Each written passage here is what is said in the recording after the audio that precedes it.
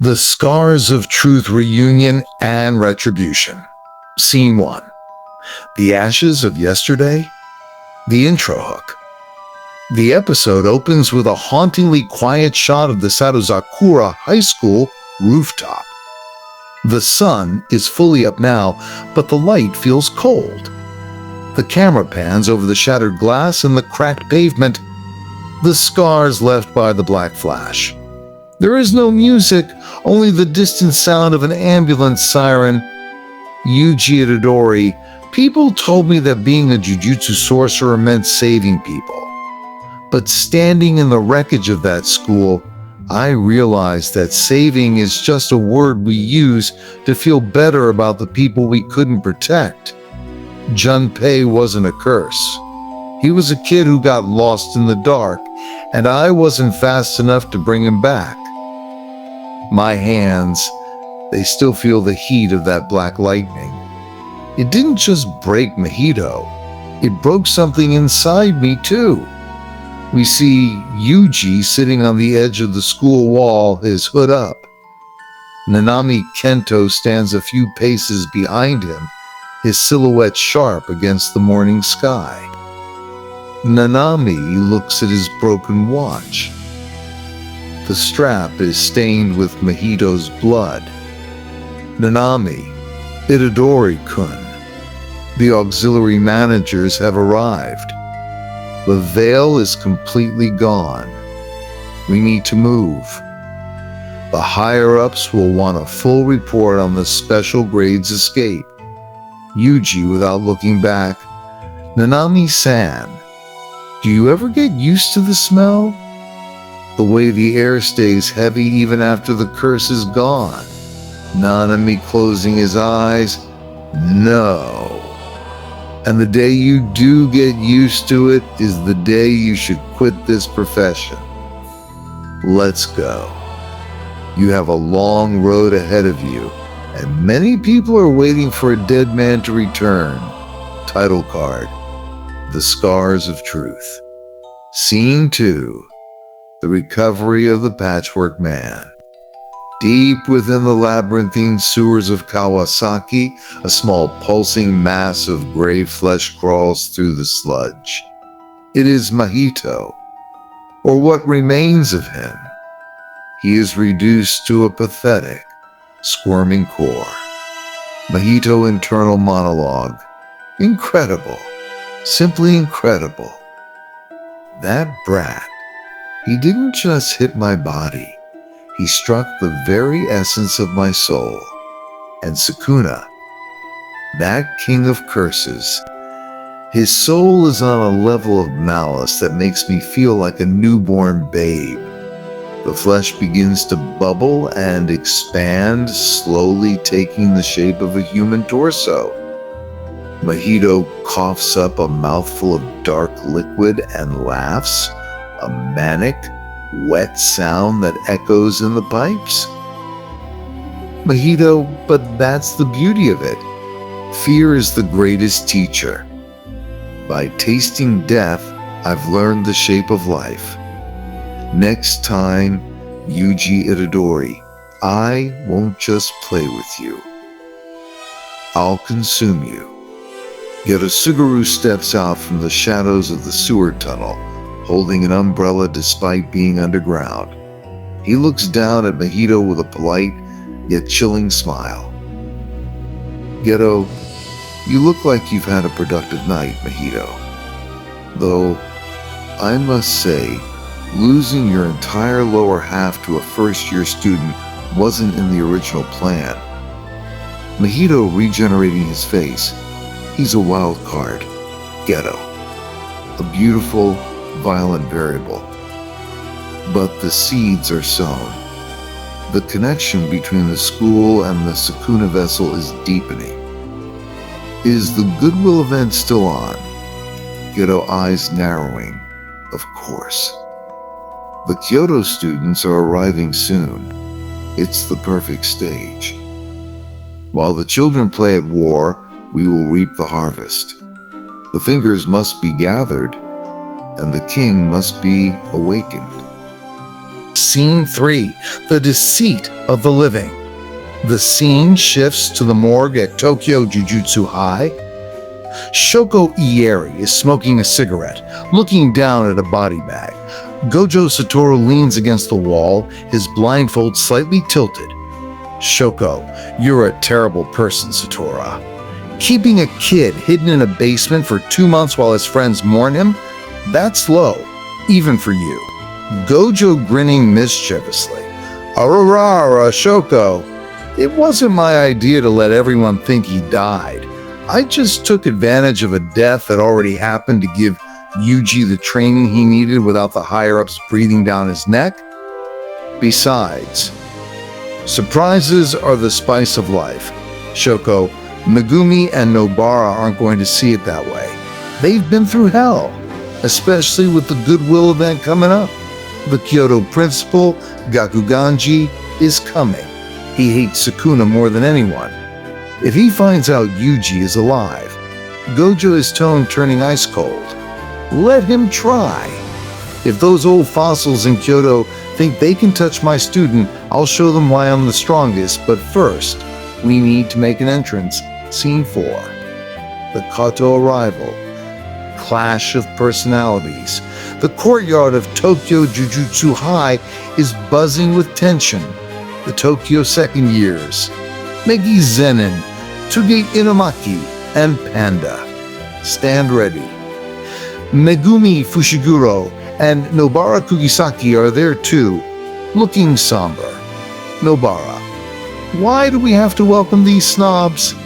I'm still mourning, and now I have to deal with Kyoto losers.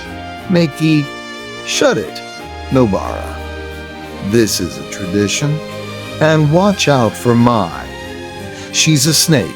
The Kyoto team enters through the gates, led by the hulking Aoi Tudo and the sharp-tongued Mai Zenin. The air immediately thickens with cursed energy. Aoi Tudo ripping his shirt off. I don't care about ceremonies.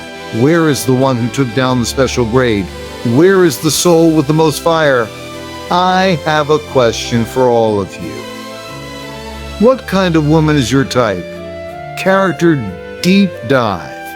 Aoi Tudo's philosophy. Tudo isn't just a meathead. He believes that a person's taste in women or men is a direct reflection of their soul. If your taste is boring, your soul is boring, and your jujutsu will never reach the heights of greatness. He is looking for a rival, someone who can match his chaotic energy. To him, the world is a stage, and he is the lead actor. Megumi sighing, here we go again. Mai Zenin walks up to Meki, a cruel smirk on her face. Mai, still playing sorcerer, dear sister? I heard your little friend died. The vessel. What a shame. It's better that trash stays buried, don't you think? Nobora's hammer is in her hand in a flash. The tension is at a breaking point when suddenly a loud, obnoxious cartwheeling sound echoes through the courtyard. Scene 5, the grand revelation of the surprise box. Gojo Satoru appears, pushing a giant, brightly colored wooden box on a trolley. He is humming a happy tune, completely ignoring the murderous glares from the Kyoto teachers. Gojo, hello, everyone. Sorry I'm late. I was getting souvenirs for our guests from Kyoto, and for my lovely students in Tokyo, I have something even better than a charm. Nobara, is this idiot serious right now? Gojo, on the count of 3. 1, 2, 3. The lid of the box explodes open. Yuji Itadori jumps out, throwing his hands in the air with a wide, awkward grin. Yuji, Apapi? I'm alive? Did you miss me? Silence. Absolute, deafening silence. The camera pans across the faces of the students. Megumi stares blankly, his eyes twitching. Nobara is trembling with a mix of fury and relief. The Kyoto students look confused and disgusted. Principal Gakuganji, his face turns a shade of purple. He realizes his plan to eliminate the vessel failed because Gojo hit him. Nobara kicking the box over. You idiot! You absolute stupid vegetable. Do you have any idea how he felt? Yuji rubbing his head. Oh, Nobara, wait. I can explain. Gojo-sensei said it had to be a surprise. Megumi quietly. Itadori, I'm glad you're back. But you're in for a rough time. Scene 6. The tactical meeting. Murder in the air. While the students reunite, mostly Nobara beating up Yuji, the scene shifts to a private room. Principal Gakuganji Kyoto sits across from his students. His voice is a low, raspy growl. Gakuganji, the Sukuna vessel is alive. This is an affront to the Jujutsu regulations. He is a danger to existence itself. During the team battle tomorrow, you are not to compete. You are to execute. Kamo Noritoshi Kyoto 3rd year. Principal, you mean? We should kill him. Gakuganji, it will be ruled an accident. A casualty of the training exercise. Use whatever means necessary. Especially you, Toto. Use your strength to crush the boy. Aoea Tudo, leaning against the wall, looking bored. Don't tell me what to do, old man. If the boy is boring, I'll kill him myself.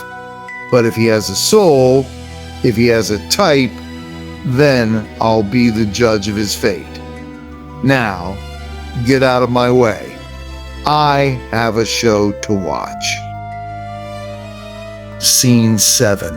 Preparing for the storm. Back in the Tokyo dorms, Yuji is sitting with Megumi and Nobara.